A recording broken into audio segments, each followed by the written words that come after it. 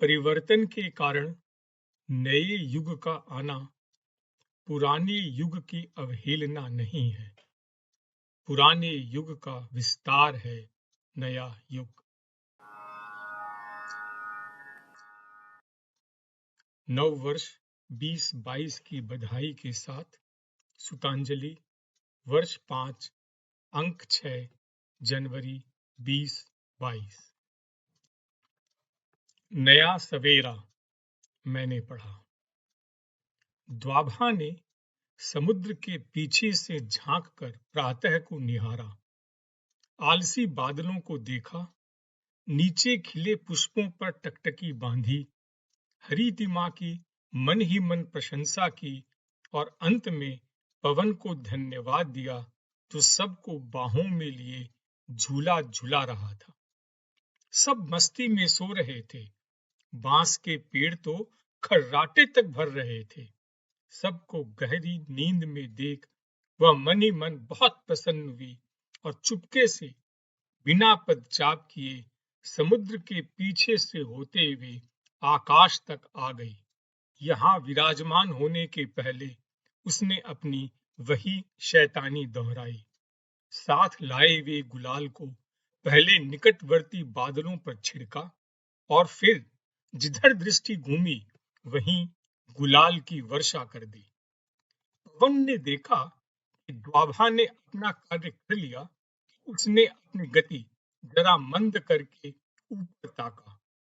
चारों तरफ गुलाल ही गुलाल बिखरा हुआ। यह देख पवन का भी सीना जरा तन गया और उसने सोचा, अगर मैं प्रकृति को झूला झूला कर न सुला देता तो भला द्वाभा अपनी शैतानी किस तरह कर पाती। इधर सूर्य भी गुलाल की छटा को देख मुस्कुरा उठा। उसकी एक मुस्कान ने बहुत से गुलाल को इस तरह समेट लिया जैसे धूप के आते ही ओस की बूंदें उसमें सिमट जाती हैं। आलसी बादलों ने धीरे से आंखें खोली। अपने ऊपर गुलाल देख उन्होंने द्वाभा को फिर से मन ही मन कोसा और एक भीगे हुए विहंग की भांति अपने पंखों को झाड़ते हुए गुलाल निकालने का प्रयत्न करने लगे। लेकिन वह साधारण गुलाल तो था नहीं जो यूं साफ हो जाता। हार कर अपने पंखों को समेट वे सूर्य के अधरों की ओर ताकने लगे जो एक ही मुस्कान में सारे गुलाल को समेट लेते हैं। धरती ने भी आंखें खोली और अपनी कोड में सोए हुए फूल पत्तों को जगाया। अपने ऊपर बिखरी लालिमा देख संपूर्ण धरती हर्ष से पुलकित हो उठी। उसके लिए तो यह श्री मां का स्पर्श और आशीर्वाद था। चिड़िया अपने अपने घोंसलों से निकलकर उस दिव्य शक्ति का स्वागत गान करती इधर से उधर नाचने लगी। नीरव पुष्प अभिप्सा की अंजलि लिए ऊपर की ओर टकटकी लगाए उस महान शक्ति का आवाहन करने में लग गए। नेत्रों को सुख देने वाली हरितिमा मानो पर खोलते हुए पक्षी की तरह खोलकर उड़ने के लिए उद्यत हो रही थी। प्रत्येक प्राणी में से, एक वस्तु के अंदर से एक अभिप्सा उठ रही थी। ऐसा लगता था कि संपूर्ण पृथ्वी से एक सामूहिक शांत नीरव प्रार्थना का मधुर गुंजन उठ रहा हो। समस्त वातावरण होमाग्नि की जिह्वाओं की भांति ऊपर की ओर उठ रहा था। यह सारा दृश्य देख मेरा मन अधीर हो उठा। अंदर प्रवेश करते ही मां भगवती के साक्षात दर्शन हुए। बादल का ही एक ऊंचा उठा हिस्सा उनका सिंहासन था। उनके आसपास कोई भौतिक वस्तु न थी। उनके पास पहुंचते ही मैंने संपूर्ण श्रद्धा भाव से अपने आप को श्री मां के चरणों में सौंप दिया। मुझे आशीर्वाद देते हुए उन्होंने मुझे अपने बिल्कुल पास बैठा लिया। कुछ पलों तक वे मुझे केवल देखती रही, फिर अचानक बोली, तुमने भी निर्वाण ले लेने की ठानी है? मां ने जब देखा मैं उनके प्रश्न को ठीक तरह से समझ नहीं पाई तो वे फिर बोली, जानती हो निर्वाण किसे कहते हैं? यह वह अवस्था है जिसमें मनुष्य धरती की सब वस्तुओं को छोड़ छाड़ कर अपनी इच्छाओं पर विजय पाकर धरती के कोलाहल से दूर हो जाता है। वह स्वयं तो ऊपर आ जाता है, लेकिन अपने पीछे वालों को उसी अंधेरे कुएं में पड़ा रहने देता है। हाँ, मैं भी बगैर किसी का ख्याल किए बिना अकेले ही आ गई थी। उन्हें तो उस समय मैं ऐसे भूल गई मानो कभी जाना ही न हो। हाँ, मेरा कर्तव्य यही होगा कि पुनः धरती पर जाकर अपनी सभी सखियों को बदलकर उनके साथ आऊं। लेकिन क्या सब यहाँ आने को सहमत होंगी? मैंने मन में सोचा। नहीं, पहले उनके अंदर तुम्हें वह अभिप्सा जगानी होगी जिसके आगे संसार के सब सुख नगण्य लगने लगे। तब तुम रहस्य को पाने के लिए तैयार हो जाओगी और तुम्हें यहाँ आने की जरूरत न होगी। तुम्हारी सच्ची पुकार सुनकर मुझे ही धरती पर दौड़ते हुए आना पड़ेगा। जाओ, मेरा आशीर्वाद सदैव तुम्हारे साथ है। मेरी सच्ची सेविका बनकर कार्य करना। मैं तुम्हारे भीतर इतनी शक्ति दे रही हूं कि बिना धागे के आकाश में आजादी से विचर कर मेरा संदेश सुना सको। अब तुम किसी बंधन में न रहोगी। मैं हूं पतंगे कागजी, मैं हूं पतंगे कागजी, डोर है उसके हाथ में, चाहा इधर घटा दिया, चाहा उधर बढ़ा दिया। वंदना जी श्री अरविंद की साधिका हैं और वर्तमान में श्री अरविंद सोसाइटी से निकलने वाली पत्रिका अग्निशिखा की संपादिका हैं। यहाँ उनके लेख का प्रारंभिक और अंतिम अंश दिया गया है।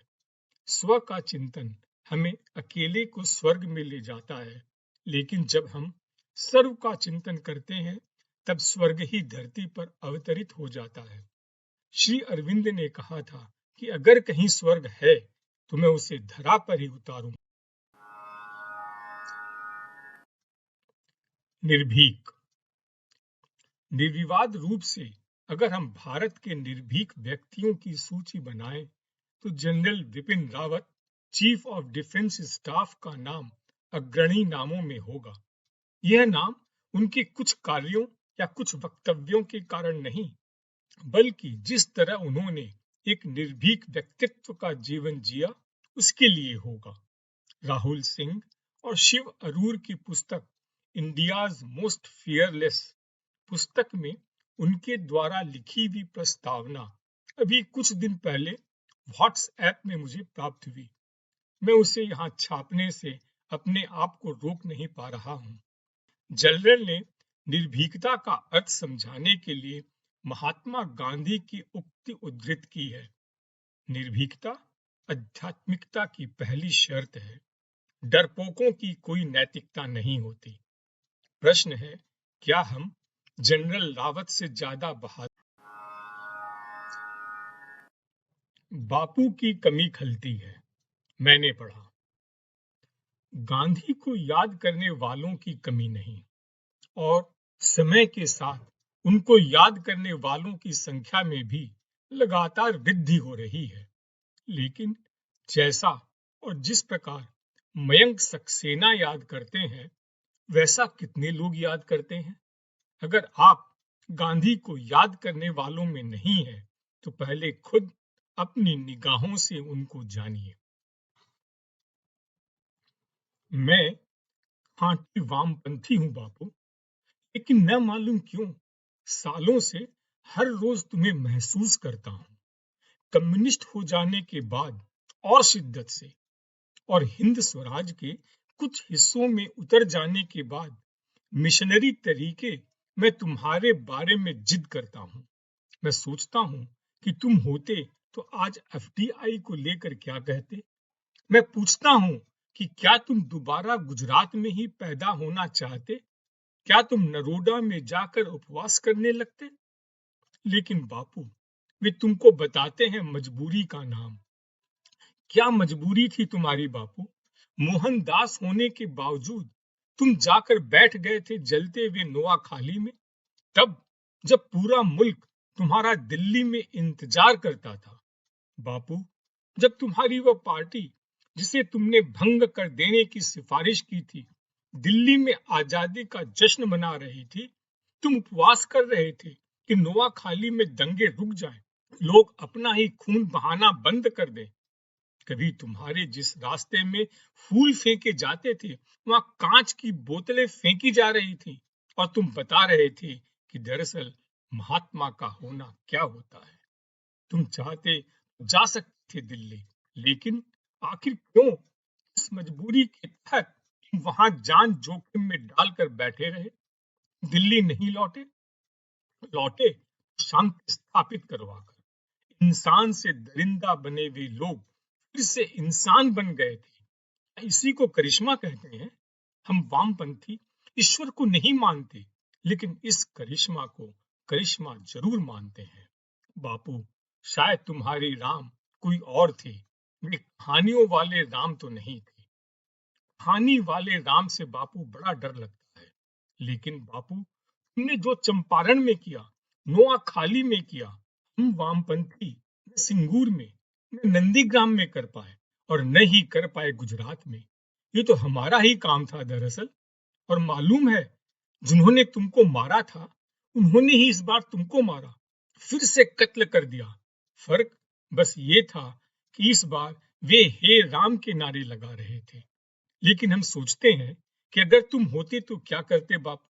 क्या नरसंहार के दोषियों के हाथों अपने आश्रम का जीर्णोद्धार करवाते? क्या तुम अभी भी कांग्रेस को राजनीति में बने रहने देते? बापू, क्या कहते तुम जो गुवाहाटी में हुआ उस पर? क्या तुम चाहते कि लोग टोपियों पर तुम्हारा नाम लिखकर उछालते रहते? बापू, तुम्हारा काम तुमने किया, हम अपना काम करना अभी तक नहीं सीख पाए हैं। बापू, तुम्हारी याद आती है, जब इंसान को मजहब में बटा देखता हूँ। मैं तुम्हारे राम को नहीं मानता, लेकिन यह जरूर मानता हूँ कि उसके नाम पर कत्ल भी नहीं होने चाहिए।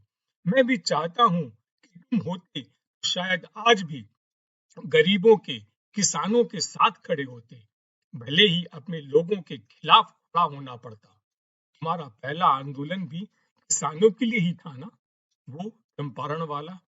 तुम कहते थे ना कि मशीनों को इंसानों का रोजगार छीनने की छूट नहीं होनी चाहिए। बापू, अगर तुम बदल सकते हो तो आ जाओ, और नहीं बदल सकते तो मेरे जेहन में भी आना छोड़ दो। बापू, तुम्हारी पार्टी और साथी एफडीआई के साथ होते, क्या तुम भी उनके साथ खड़े हो जाते? क्या तुम किसानों की जमीन छीनकर विकास करने के सपने से सहमत हो जाते? जल, जंग और जमीन की लड़ाई के सत्याग्रह पर किसी भी वामपंथी से पहला हक तुम्हारा नहीं होता बापू। बापू, तुम्हारी कमी बेहद खलती है, खासकर तब जब गांधी के नाम से लेकर लेनिन और मार्क्स तक का नाम लेने वाले ये सब भूल गए हैं कि उनको दरअसल करना क्या है। बापू, पूरे देश के गांव चंपारण हो गए हैं और न जाने कितने इलाके नोआ खाली बन चुके हैं।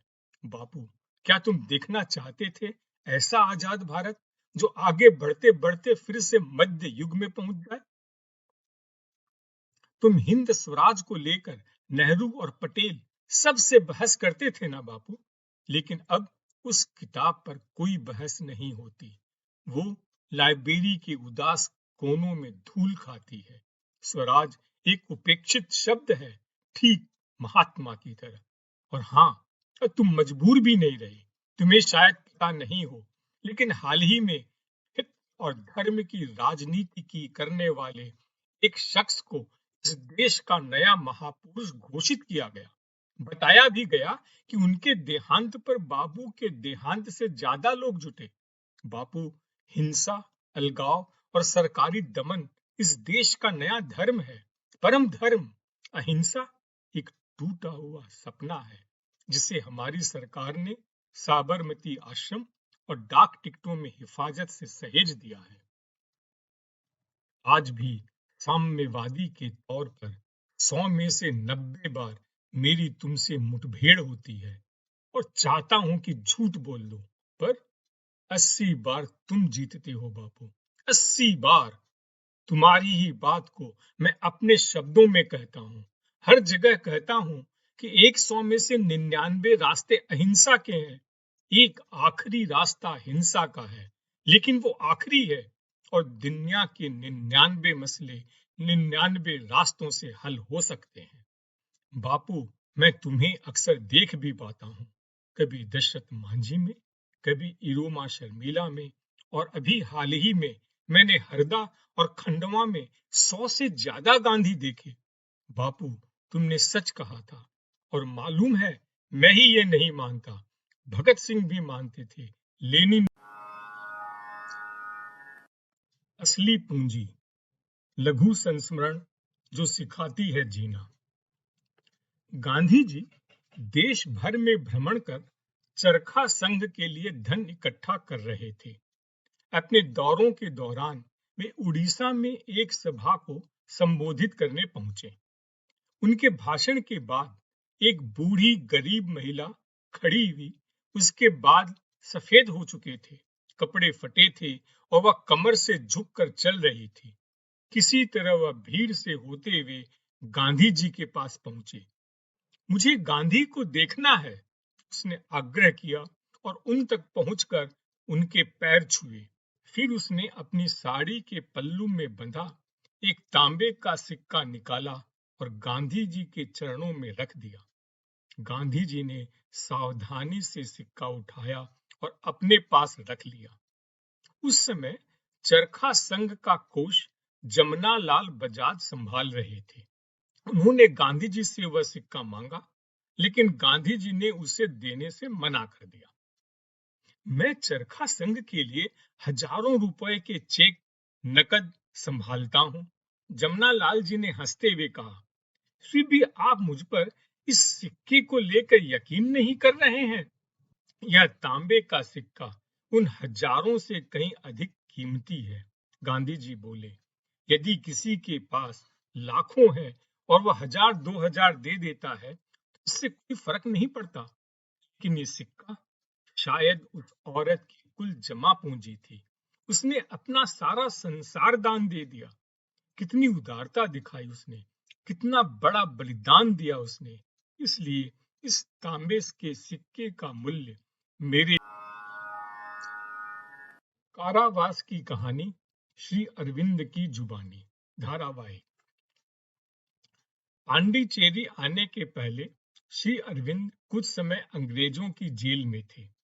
जेल के इस जीवन का श्री अरविंद ने कारावास की कहानी के नाम से रोचक, सारगर्भित एवं पठनीय वर्णन किया है।